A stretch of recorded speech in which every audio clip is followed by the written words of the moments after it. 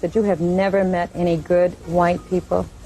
I said in the beginning of my slavery video that I hadn't met any good white people, and my definition of good is that you understand that this is a question of power, that you be willing to give up some power, that you be willing to give up some resources, that you be willing to pay black people reparations for our years and years of service in this country, that you be willing to go home and tell your white mother and father about white racism and how it affects and kills black people in our communities.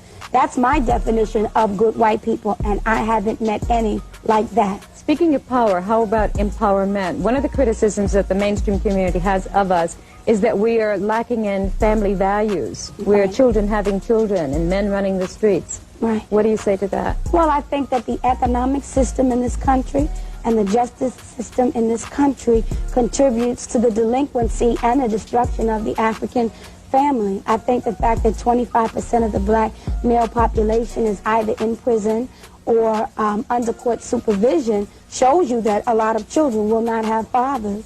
I think the fact that the economic system does not embrace or allow African men to have a substantial position in it is the reason why you have so many people committing crimes. So I think it's just hypocritical and some type of trickery for white people and the government and the media to say that there's something wrong with the black community and not draw the link directly to the white power system and how it's designed. You have a survival guide for the black woman, for the African woman. Do you have one for the African man? Because you know he's endangered in this society. No, actually the survival guide that I have on my album is for men and women. I don't separate the issues. I don't consider myself to be a feminist. And so everything that I say is for the survival of the black man and woman as well.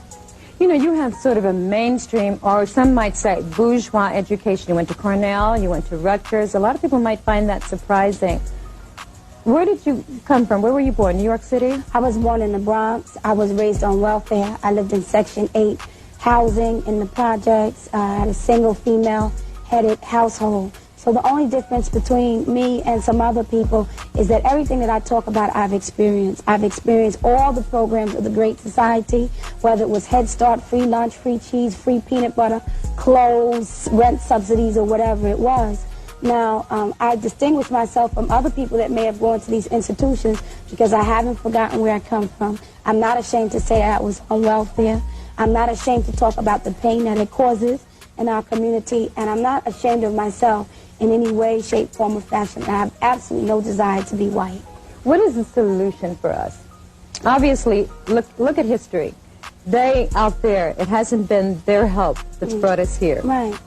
How do we go further? How do we move on? I think that we as a people are going to have to examine our economic relationship to America and corporations and divest our money in the same way blacks in South Africa had to divest from corporations that controlled their economy. I think that young people buy a lot of sneakers and jackets and jewelry, shoes and stuff, and myself included. I think that we need to examine which corporations we're giving the most money to, and then we need to stop. And we need to not support anything that supports racism. Yo, what up? Speak to Mr. Bush.